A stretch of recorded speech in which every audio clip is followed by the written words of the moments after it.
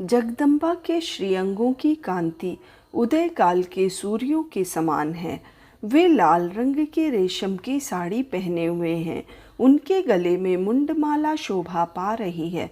दोनों स्तनों पे रक्त चंदन का लेप लगा है। वे अपने कर कमलों में जप मालिका, विद्या और अभय तथा वर नामक मुद्राएं धारण किए हुए हैं। 3 नेत्रों से सुशोभित मुखारविंद की बड़ी शोभा हो रही है। उनके मस्तक पर चंद्रमा के साथ ही रक्तमय मुकुट बंधा है तथा वे कमल के आसन पर विराजमान हैं। ऐसी देवी को मैं भक्तिपूर्वक प्रणाम करता हूँ। ऋषि कहते हैं, देवताओं की सेना को इस प्रकार तहस नहस होते देख महादैत्य सेनापति चिछुर क्रोध में भरकर अंबिका देवी की ओर युद्ध करने के लिए आगे बढ़ा। वह असुर रणभूमि में देवी के ऊपर इस प्रकार बाणों की वर्षा करने लगा जैसे बादल मेरुगिरी के शिखर पर पानी की धार बरसा रहा हो। तब देवी ने अपने बाणों से उसके बाण समूहों को अनायास ही काटकर उसके घोड़े और सारथी को भी मार डाला। साथ ही उसके धनुष तथा अत्यंत ऊंची ध्वजा को भी तत्काल काट गिराया। धनुष कट जाने पर उसके अंगों को अपने बाणों से बीग डाला। धनुष, रथ, घोड़े और सारथी के नष्ट हो जाने पर वह असुर ढाल और तलवार लेकर देवी की ओर दौड़ा। उसने तीखी धार वाली तलवार से सिंह के मस्तक पर चोट करके देवी की भी बाईं भुजा पे बड़े वेग से प्रहार किया। राजन देवी की बाह पर पहुंचते ही वह तलवार टूट गई। फिर तो क्रोध से लाल आंखें करके उस राक्षस ने शूल हाथ में लिया और उसे महादैत्य ने भगवती भद्रकाली के ऊपर चलाया। वह शूल आकाश से गिरते हुए सूर्यमंडल की भांति अपने तेज से प्रज्वलित हो उठा। उस शूल को अपनी ओर आते देख देवी ने भी शूल का प्रहार किया। उससे राक्षस के शूल के सैकड़ों टुकड़े हो गए। साथ ही महादैत्य चिछुर की भी धज्जियां उड़ गईं। वह प्राणों से हाथ धो बैठा। महिषासुर के सेनापति उस महापराक्रमी चिछुर के मारे जाने पर देवताओं को पीड़ा देने वाला चामर हाथी पर चढ़कर आया। उसने भी देवी के ऊपर शक्ति का प्रहार किया, किंतु जगदम्बा ने उसे अपने हुंकार से ही आहत एवं निष्प्रभ करके तत्काल पृथ्वी पर गिरा दिया। शक्ति टूटकर गिरी हुई देखकर चामर को बड़ा क्रोध हुआ। अब उसने शूल चलाया, किंतु देवी ने उसे भी अपने बाणों द्वारा काट डाला। इतने में ही देवी का सिंह उछलकर हाथी के मस्तक पर चढ़ बैठा और उस दैत्य के साथ खूब जोर लगाकर बाहु युद्ध करने लगा। वे दोनों लड़ते लड़ते हाथी से पृथ्वी पर आ गए और अत्यंत क्रोध में भरकर एक दूसरे पर बड़े भयंकर प्रहार करते हुए लड़ने लगे। तदंतर सिंह भी बड़े वेग से आकाश की ओर उछला और उधर से गिरते समय उसने पंजों की मार से चामर का सिर धड़ से अलग कर दिया। इसी प्रकार उदग्र भी शीला और वृक्ष आदि की मार खाकर रणभूमि में देवी के हाथ से मारा गया तथा कराल भी दांतों, मुक्कों और धप्पड़ों की चोट से धराशायी हो गया। क्रोध में भरी हुई देवी ने गदा की चोट से उदत का कचूमर निकाल डाला।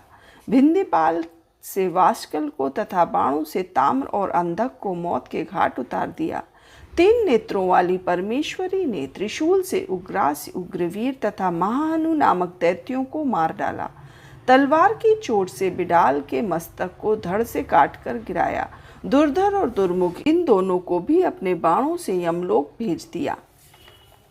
इस प्रकार अपनी सेना का संहार होता देख महिषासुर ने भैंसे का रूप धारण करके देवी के गण को त्रास देना आरंभ किया।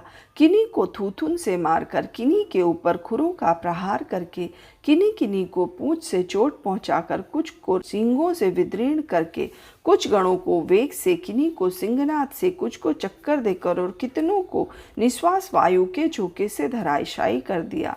इस प्रकार गणों की सेना को गिराकर वह असुर महादेवी के सिंह को मारने के लिए झपटा। इससे जगदम्बा को बड़ा क्रोध हुआ। उधर महापराक्रमी महिषासुर भी क्रोध में भरकर धरती को खुरों से खोदने लगा तथा अपने सिंगों से ऊंचे ऊंचे पर्वतों को उठाकर फेंकने और गरजने लगा। उसके वेग से चक्कर देने के कारण पृथ्वी क्षुब्ध होकर फटने लगी।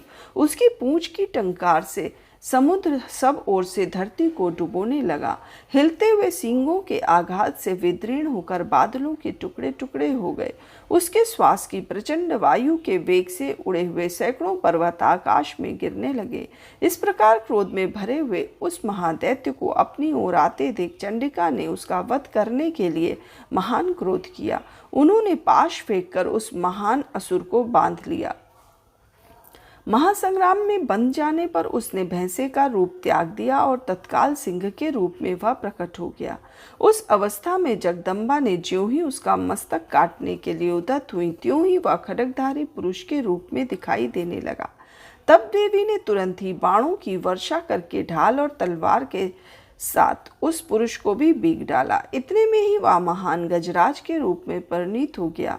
तब उस अपनी सूंड से देवी के विशाल सिंह को खींचने और गर्जने लगा। खींचते समय देवी ने तलवार से उसकी सूंड काट डाली। तब उस महादैत्य ने पुनः भैंसे का शरीर धारण कर लिया और पहले की ही भांति चराचर प्राणियों सहित तीनों लोकों को व्याकुल करने लगा।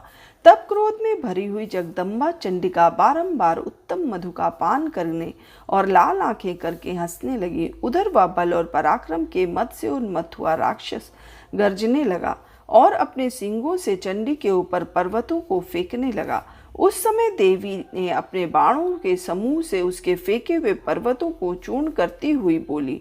बोलते समय उनका मुख मधु के मद से लाल हो रहा था और वाणी लड़खड़ा रही थी। देवी ने कहा, ओ मूढ़, मैं जब तक मधु पीती हूँ तब तक तू क्षण भर के लिए खूब गर्ज ले।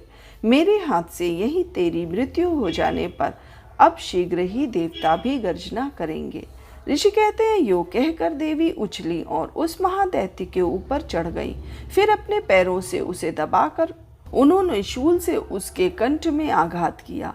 उनके पैर से दबा होने पर भी महिषासुर अपने मुख से दूसरे रूप में बाहर होने लगा। अभी आधे शरीर से ही वह बाहर निकलने पाया था कि देवी ने अपने प्रभाव से उसे रोक दिया। आधा निकला हुआ होने पर भी वह महादैत्य देवी से युद्ध करने लगा। तब देवी ने बहुत बड़ी तलवार से उसका मस्तक काट गिराया। फिर तो हाहाकार करती हुई दैत्यों की सारी सेना भाग गई तथा संपूर्ण देवता अत्यंत प्रसन्न हो गए। देवताओं ने दिव्य महर्षियों द्वारा दुर्गा देवी का स्तवन किया। गंधर्व राज गाने लगे तथा अप्सराएं नृत्य करने लगी। इस प्रकार श्री मार्कंडेय पुराण में सर्वणिक मनवंतर की कथा के अंतर्गत देवी महात्म्य में महिषासुर वध नामक तीसरा अध्याय तत्सत।